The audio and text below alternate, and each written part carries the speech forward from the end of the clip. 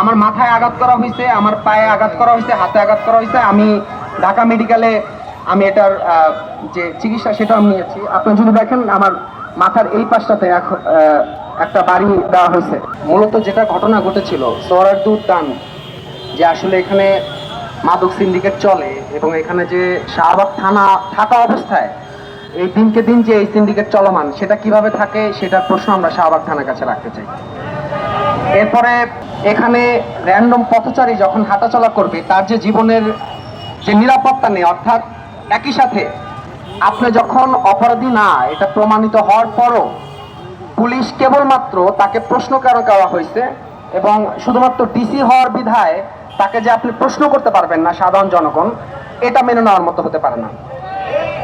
আজকে ঢাকা বিশ্ববিদ্যালয়ে পড়ার কারণে কিংবা ঢাকা বিশ্ববিদ্যালয়ের মতো প্রতিষ্ঠানে পড়ার পর আমি যদি আক্রমণের শিকার হই, হয়তো এই কারণে আমি মোটামুটি আপনারা এখানে এসেছেন বা অনেকে আসছে, কিন্তু এখানে আমি বাদে যে কোনো একজন র্যান্ডম সাধারণ নাগরিক হতে পারতো, তখন কিন্তু হয়তো মিডিয়া কাভারেজ থেকে শুরু করে এত বড় কিছু হতো না, সবার সামনে আসতো না।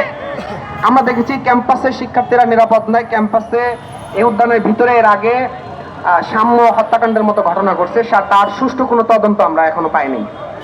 তারপরে দেখেছি আমাদের বিশ্ববিদ্যালয়ে নারীরা হেনস্থার শিকার হয়েছেন, অর্থাৎ সাধারণ শিক্ষার্থীরা নিরাপদ নয় এবং এর দায়ভার শুধুমাত্র এই প্রশাসন না, ঢাকা বিশ্ববিদ্যালয়ের যে প্রশাসন তাকেও নিতে হবে। কারণ এই প্রশাসনও এই ঢাকা বিশ্ববিদ্যালয়ের শিক্ষার্থীদের যে নিরাপত্তা সেটা নিশ্চিত করতে তারা ব্যর্থ। আমি আসলে গতকালকের ঘটনা থেকে এখন পর্যন্ত বিষয়টা নিয়ে দুশ্চিন্তাগ্রস্ত এই কারণে যে আসলে মানে আমার বাবা মা পর্যন্ত ঘটনা চলে গেছে, তারা তো দুশ্চিন্তা করতেছে যে আসলে কি হয়েছে না হয়েছে। আমি তো সবাইকে ধরে ধরে এটা বোঝাতে পারবো না।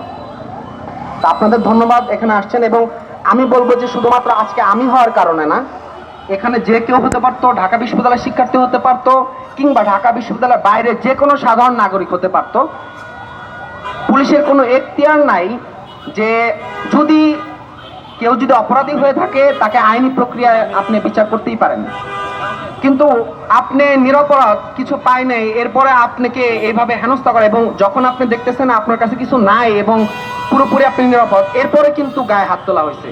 আমার মাথায় আঘাত করা হয়েছে, আমার পায়ে আঘাত করা হয়েছে, হাতে আঘাত করা হয়েছে। আমি ঢাকা মেডিকেলে আমি এটার যে চিকিৎসা সেটা আমি নিয়েছি। আপনি যদি দেখেন আমার মাথার এই পাশটাতে একটা বাড়ি দেওয়া হয়েছে।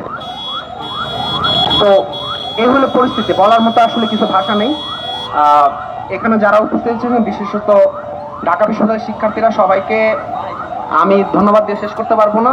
আমি এটাই বলতে চাই, কেবলমাত্র আমি না, পরবর্তীতে যে কারোর সাথে, শুধু ঢাকা বিশ্ববিদ্যালয় কেন, এদেশের যে কোনো নাগরিকের যে গণতান্ত্রিক অধিকার চর্চা, সে অধিকার চর্চায় ঢাকা বিশ্ববিদ্যালয়ের শিক্ষার্থীরা তাদের যে পূর্বের যে সংগ্রামের ইতিহাস সেটা তারা জারি রাখবে।